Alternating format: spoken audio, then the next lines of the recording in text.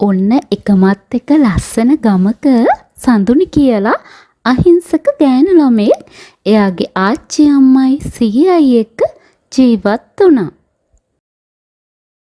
දුවේ උඹට පුළුවන් ද කඩේට ගිහින් හාල් ටිකක් අරන් එන්න. ගෙදර පැත්තේ හාල් ඇටයක් නැහැ. මුන්දට හරියට කෑමක් නැහැ. අසනීප වෙච්ච දවසේ ඉඳලා.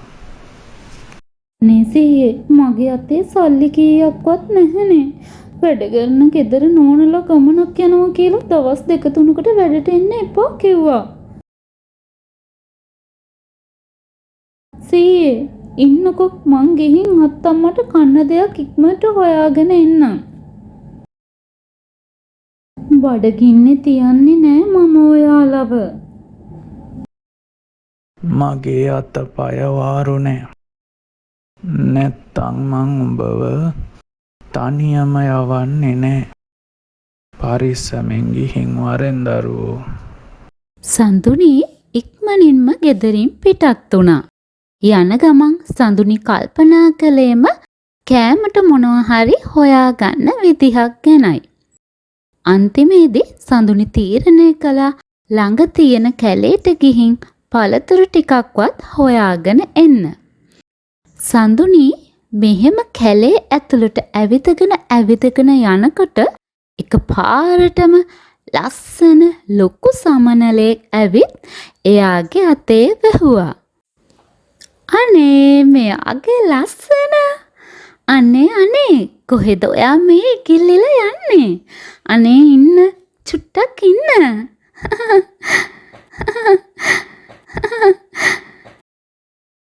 අනේ කවුද ඔයා? ඔයායි මේ කැලේට ආවේ දරුවෝ? මම කෑමට මොකුත් හොයාගෙන ආවේ. මම දන්නවා. මම ඒ ඔක්කොම දන්නවා. මේ මැණික් මාලය ගන්න. මේක විකුණලා ඔයාට ගොඩක් සල්ලි ගන්න පුළුවන්. ඔබට බොහොම ස්තුතියි. හැබැයි ඔයා පොරොන්දු වෙන්න ඕනේ හැමදාම මේ වගේ ආච්චි සීයයි ආදරෙන් බලා ගන්නවා කියලා. අනේ මට මේක හීනයක් වගේ. අපේ නරක කාලේ ඉවරයි. දැන් මට පුළුවන් ආච්චිවයි සීයවයි හොඳට බලා ගන්න. මනට යන්න ඕනේ. නගරෙට ගිහින් මේක විකුණලා සල්ලි ගන්න. මුදලාලි මේක කීයක් විතර වටිනවද? මේකට සල්ලි ගොඩක් ගන්න පුළුවන් වෙයි නේද? ඕ ළමයෝ ඕක ගොඩාක් වටින මාලයක්. ඔය ඇත්තමද කියන්නේ? මගේ ළඟ තියෙන ඔක්කොම ඔය. මොනව? මෙච්චර සල්ලි ගොඩක්? ඕක මෙහෙ මිල කරන්නත් අමාරු මාලයක්. ඇත්තටම මට මේක විශ්වාස කරන්නත් අමාරුයි. ඒත් ඇත්තයි ඒක. ආච්චි සීයේ මෙහෙ එන්න. මේ බලන්න මම මොනවද ඔයාලට ගෙනාවේ කියලා. කෝ ඔයාලා? අපේ නරක කාලේ ඉවරයි. අපේ නරක කාලේ ආයේ එන්නේ නෑනේ. අපි හැමෝම සතුටින් නටමු සතුටින් ලා ලා ලා ලා. ඉතින් ඒ ලැබුණු සල්ලි වලින් සඳුනි ලොකු මන්දිරයක් සල්ලි වලට ගත්තා. ලස්සන ඇඳුම් කෑම වීම එයාලට ඕන කරන හැම දෙයක්ම එයාලා සල්ලි වලට ගත්තා. එයාලගේ දුක අතුරුදහන් වෙලා ගියා. කාලයක් මෙහෙම ගත වෙලා ගියා. නමුත් වැඩි කාලයක් මේ සතුට සැනසුම ආච්චිටත් සීයටත් විඳින්න ලැබුණේ නැහැ. එකපාරටම ලැබුණු සැප පහසුකම් මිල මුදල් නිසා සඳුනි එන්නම වෙනස් වුණා. නපුරු වුණා. වියදම් හොඳටම වැඩි වුණා. ආච්චි අම්මට සීයට නපුරු විදිහට සලකන්න ගත්තා. අසරණ මිනිස්සුන්ට උදව් කළේ නැහැ. ඕක ඉක්මනට පිරිසුදු කරන්න. මට බෑ පුටුවට වෙලා ඉන්න. පුළුවන් ඉක්මනට කරනවා දුවේ. තව කොච්චර තියනවද පිරිසුදු කරන්න? මගේ අත පය වාරුනේ. ඒව කරන්න මමද? චර කෑ ගහන්න එපා. කෑ ගහන්නේ නැතුව කොහොමද?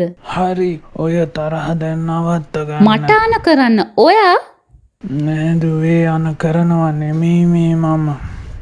එහෙනම් මම කිව්වේ ඇති කියලා. දැනගන්නවා මේ මගේ ගෙදර. නෝනා අයියෝ මේ මොනවද කාර්යද? මම හරීම දුප්පත් අසරණෙක්. මගේ අම්මා සනීපෙන් ඉන්නේ. එයාට කන්න කෑම ටිකක් හොයාගෙනයි මම මේ ආවේ. තමුසගේ අම්මට කන්න මම කෑම උයලා නෑ. අනේ සමා වෙන්න නෝනා. අනේ සමා වෙන්න. අනේ සමා වෙන්න. මම යන්නම්. යනවා යන්න.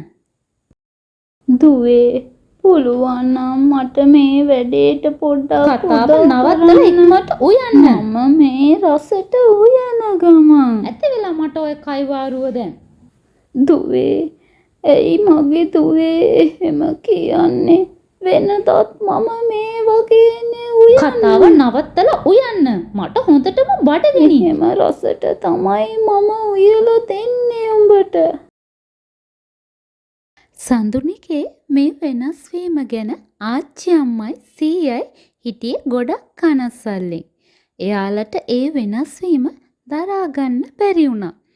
එයාලට ඉස්සර හිටපු සඳුනි කොච්චර හොඳද කොච්චර අහිංසකද කියලා නිතරම හිතුණා.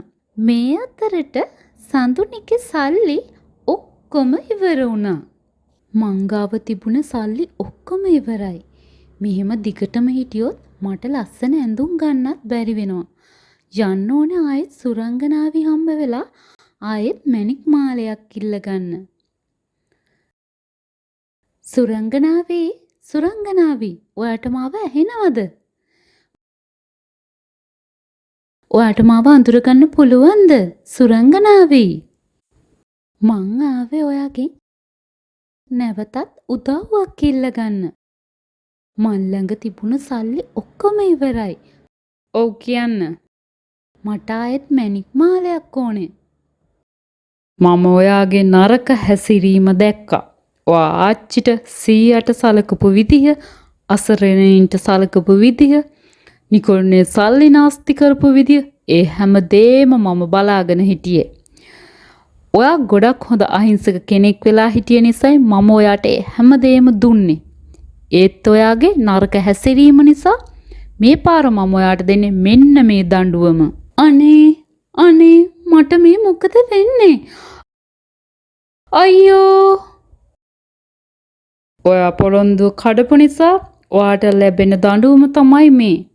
නැවත හොඳ කෙනෙක් වෙනකම් ඔයා ඔහොමම ඉන්න වෙනවා සඳුනි. අනේ ඇයි මට මෙහෙම කළේ? අනේ දැක්ක නේද? අපිට කොච්චර මිල මුදල් ලැබුණත් අපි ළඟ තියෙන යහපත් ගතිගුණ කවදාවත් නැති කරගන්න හොඳ නැහැ. එහෙම වුණොත් අපිට වෙන්නේ සඳුනිට උන තේමයි. අපේ කතාව නරඹුවට ගොඩාක් ස්තුතියි. ඉතින් නැවතත් අලුත් කතාවකින් ආයෙත් හමුවෙමු. දිගටම අපිත් එක්ක රැඳිලා ඉන්න. Thank you.